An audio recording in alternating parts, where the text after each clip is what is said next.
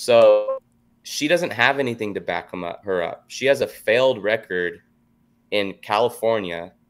She has a confusing stance that she stands on, whether she's starting to lean more conservative or she's super progressive. You know, she doesn't know if she's black one day or Indian one day. She fakes these accents, which drive me crazy, because if Trump did that, people would be attacking him. People would be all over him. Oh, that's terrible that he's talking in a Mexican. You realize that Trump literally made fun of a guy with a disability, right? Like, he's literally on camera doing this, and you guys don't care. You have no standards for Donald Trump. Like, that's not true. But again, that's pointing out something bad. What I'm getting at is she only has bad. She doesn't have bad, good. yeah. She doesn't have good things that she's done. She's been vice president for 3.5 years. Speaking of vice president, why isn't Donald Trump running with the same vice president that he won the election with last time? That's, again, a sidetrack. Okay. Why is it that 40 out of 44 cabinet members from Trump's administration aren't endorsing him for president? You don't have anything to back her up with. All you have is things why Trump is a bad man. You have no stand on why Kamala is the right choice. Steven, why is Kamala the right choice? You're not a pro-Kamala person. Because I think Kamala's great for business. That's why I like Kamala. Why? Yeah. Yeah, because I'm getting into commercial real estate. I think Kamala's policies are just gonna help me out. Yeah, there you go. He doesn't have anything, so he's just proving my point. Well, I'm just curious. Okay, let's say I want to do. Okay, let's say that I want to go rent like a part of a building or whatever. What kind of loans would you recommend me, Luke? Exactly. See, what kind of loans would you recommend me? I'm just curious. Talk to me. What is? Recommend me something. Recommend me a loan. I'm just curious. What talk to me about what my finance would look like. What would it look like? What's the best way for me to finance a building? Tell me. I'm just curious. That answer was the best thing I could hear. I just want to know. You got the background in commercial real estate. Tell me. What would I? Again, you have nothing to stand on. Yeah. You're just proving my point. You have nothing to stand on. All you do is hate Trump. Come on, Steven. Why do you want to vote for Kamala? Why should you vote for Kamala? We got 2 days. I hate spoiled kids with rich mom and dads who haven't put in a real day's work in their entire life. That's why. So he's choking. He has nothing. Do you like your policies? What policies? Do you want me to answer? The actual answer is, one is Kamala's proven that she's competent to hold office. She won her election for district attorney, and then from there she won the election for attorney general in California, and then she won re-election for attorney general. When Kamala Harris, from there she won election to become a senator for California, and then she was on the ticket with Biden to be vice president. So in terms of getting elected and being popular enough to get re-elected, it seems like she has a good track record there.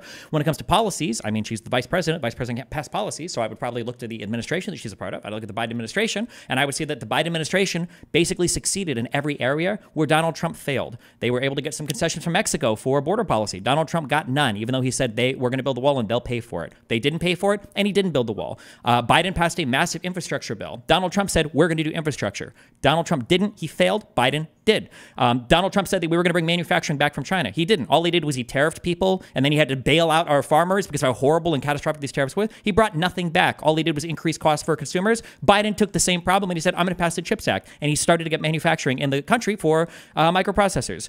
Donald Trump said he was going to stop wars and end wars, and he didn't. He didn't do anything about Ukraine. He abandoned allies in the Middle East, the Kurdish people, to our own allies, the Turkish, and watched them get slaughtered. And then he basically surrendered the U.S. forces to the Taliban in Afghanistan. And then he increased and obfuscated drone strikes in Yemen. When Biden came into office, he followed through, despite how catastrophic the agreement was, he followed through on the Afghanistan pullout, got us out of the country. He pulled us out of the Saudi-led coalition that was going on against Yemen for the drone strikes. And he is being good at supporting countries like Israel and Ukraine from afar without getting us directly involved. I mean, I don't know. What part do you want to, like, the Democrats are the Democrats have done so well that Trump has tried to take credit for things that they've not only done, but that he's tried to destroy. Donald Trump comes out and says things like, I hate price controls, but you better believe he lives at $35 insulin cap. Donald Trump comes out on his first day in office, and just because of McCain manages to fail to pull the plug on the ACA, he even goes to the Supreme Court afterwards and gets shot down. What does he say now? I like pre-existing conditions, right? So this idea that like if I like Donald Trump's anything that he's done, anything he wants to take credit for now, they're just things that happen under Democrats, right? This guy earlier says his most important thing that he cares about is food and health, and the only guy that he can cite that's actually trying to ban the bullshit that he cares about was fucking Gavin Newsom, who's a goddamn Democratic governor. So no, like, why the fuck would I ever vote for Trump in any case here? Biden has succeeded on every single level and destroyed Donald Trump on every single thing that he tried to achieve. So Luke, where's Steven wrong? Well, first off, all he did was list things that Biden did. All he did was, when listing Kamala's achievements, he just said, well, she won this, she won that, she won that. I think he said Trump didn't get concessions from Mexico. That was like it, right? But I'm not talking about Trump at all right now. I'm talking about he can't give reasons why he backs Kamala of things that she's actually done. When I asked him directly, what has she done? All he said was, she won this, she won this, she won this. Biden did this, Biden did this, Biden did this.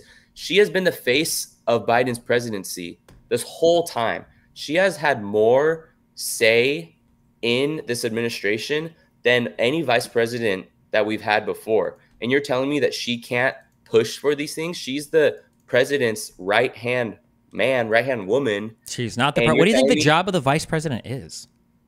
Why didn't she do better on the border, Stephen? Why did she fail? The border is not her job. What do you mean? Then why was she the border czar? She was not the border czar. Kamala Harris was put in charge of trying to secure concessions from other countries to process immigrants in those countries before coming to the United States. And you know what? We managed to do that. There are now processing centers in places in Central America and in Mexico for immigrants that are trying to seek asylum in the United States. We were successful in that. But Kamala Harris is not solely put in charge of the border. What has Kamala Harris done that justifies her reasoning to be president? She's a joke. Okay. What? You can't answer it. She hasn't done anything. What? She was part of an administration. She wants to continue the policies of that administration. That's what I would support. I just said it.